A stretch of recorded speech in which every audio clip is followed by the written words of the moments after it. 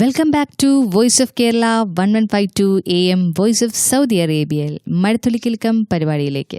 സുരേഷ് റാവുത്തർ, മൂസാക്കായുടെ ഈ ഭക്തി നിർഭരമായ, അതായത് ഏത് ആരാധകനെയും ഉറക്കത്തിൽ നിന്ന് വിളിച്ചെഴുന്നേപ്പിച്ച് ഈ പാട്ട് കേൾപ്പിച്ചാൽ ഇത് മൂസാക്കയുടെ പാട്ടാണെന്ന് കണ്ണടച്ച് പറയുന്ന ഇത്രയും ഫേമസ് ആയിട്ടുള്ള ഈ പാട്ട് പാടിക്കഴിഞ്ഞപ്പോൾ നിങ്ങൾക്ക് എന്താണ് തോന്നിയത്? ആക്ച്വലി ഇത് പലരും പാടിയിട്ടുണ്ട്. പക്ഷേ മൂസാക്ക പാടിയ ആ ഫീലും ആ ശബ്ദവും മറ്റാർക്കും പറ്റിയിട്ടില്ല എന്നുള്ളതാണ് സത്യം. അതെ, നമ്മുടെ ദാസേട്ടന്റെ പാട്ടുകളിലുള്ള ഒരു കയ്യൊപ്പ് പോലെ മൂസാക്കയുടെ പാട്ടുകളിലും അദ്ദേഹത്തിന്റെ കയ്യൊപ്പ് പതിഞ്ഞിട്ടുണ്ടെന്ന് നമുക്ക് പറയാം. ശരിയാണ്. പക്ഷെ എന്നാൽ കഴിയുന്ന രീതിയിൽ ഞാൻ അതിനോട് തീർച്ചയായിട്ടും ആ ഒരു നീതി പുലർത്തിയിട്ടുണ്ടെന്ന് തന്നെ നമ്മുടെ ശ്രോതാക്കൾക്ക് കേൾക്കുമ്പോഴും മനസ്സിലാവും. മൂസാക്കയുടെ എല്ലാ വരികളിലും ഒരു ജീവന്റെ തുടിപ്പ് നമുക്ക് അനുഭവിച്ചറിയാൻ പറ്റുന്നുണ്ട്, അല്ലേ? സുരേഷ് റാവുത്തർ ഇവിടെ 14 വർഷമായിട്ട് ഇവിടെ ഉണ്ടല്ലേ? ഇത്രയും വർഷത്തിനോടിടയ്ക്ക് സംഗീതം വളരെ ഊർജ്ജസ്വലമായിട്ട്, വളരെ ആക്റ്റീവായിട്ട് തന്നെ സംഗീതത്തിൽ നിൽക്കുന്നുണ്ട്. തീർച്ചയായും. നിങ്ങളുടെ ജീവിതത്തിൽ ഈ സംഗീതം എത്രമാത്രം സ്വാധീനം ചെലുത്തിയിട്ടുണ്ടെന്ന് ഒന്ന് വിശദീകരിക്കാമോ?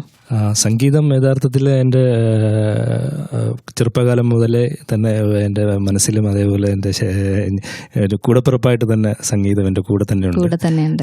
ഇപ്പോഴും ഞാനത് കൊണ്ടുപോകുന്ന ദിവസവും ഞാൻ സംഗീതം കേൾക്കും, കാറിൽ കേൾക്കും, വീട്ടിൽ ചെന്നാൽ അവിടെ കേൾക്കും. പിന്നെ ഏതൊരവസരം കിട്ടിയാലും ഞാൻ അത് ഉപയോഗിക്കും. സ്റ്റേജിലായാലും അതല്ല, ചിലപ്പോൾ വീട്ടിലാണെങ്കിലും അതല്ല, ഗെറ്റ് ടുഗദേഴ്സ് ആണെങ്കിലും എവിടെയാണെങ്കിലും പാട്ട് ഞാൻ പാടാൻ അവസരം കിട്ടിയാൽ പാടും. റംസാൻ മാസത്തിൽ ഇപ്പൊ പ്രോഗ്രാംസ് ഒക്കെ കുറവായിരിക്കുമല്ലോ, അപ്പോൾ വ്യത്യാസമായിട്ട് എന്താ തോന്നിയിരിക്കും? റമദാൻ മാസത്തെ സാധാരണ സ്റ്റേജ് ഷോസ് ഒന്നും കാണാറില്ല.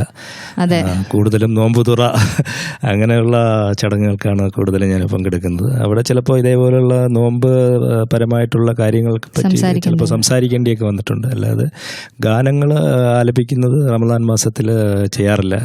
ഇവിടെ അങ്ങനെ ഇല്ല, പ്രത്യേകിച്ച് സൗദി അറേബ്യയിൽ ഒട്ടും ഇല്ല. പിന്നെ പെരുന്നാളാകുമ്പോഴത്തേക്ക് എന്തെങ്കിലും പ്രോഗ്രാംസ് പാർട്ടിസിപ്പേറ്റ് ചെയ്യാറുണ്ട്. അതിൽ ഞാൻ. അപ്പോൾ സുരേഷ് റാവുത്തർ, നമുക്ക് ശ്രോതാക്കൾക്ക് വേണ്ടി മറ്റൊരു ഗാനം കേൾക്കാൻ സമയമായി. ഏതാണ്? ഞാൻ ജന്മം നൽകിയവനെ ജീവൻ നൽകിയവനെ എന്ന അഫ്സൽ പാടി മനോഹരമാക്കിയ ഗാനമാണ് ഞാൻ ശ്രോതാക്കൾക്കായി ആലപിക്കാൻ പോകുന്നത്. ഒരുപക്ഷെ അഫ്സലിനെ പ്രശസ്തനാക്കിയ ഒരു ഗാനം തന്നെയാണ് ഇത്. അപ്പോൾ പ്രിയ ശ്രോതാക്കളെ, അഫ്സൽ പാടി അനശ്വരമാക്കിയ ജന്മം നൽകിയവനെ എന്ന ഈ മനോഹരമായ ഗാനം സുരേഷ് റാവുത്തർ നമുക്കായി പാടുന്നു.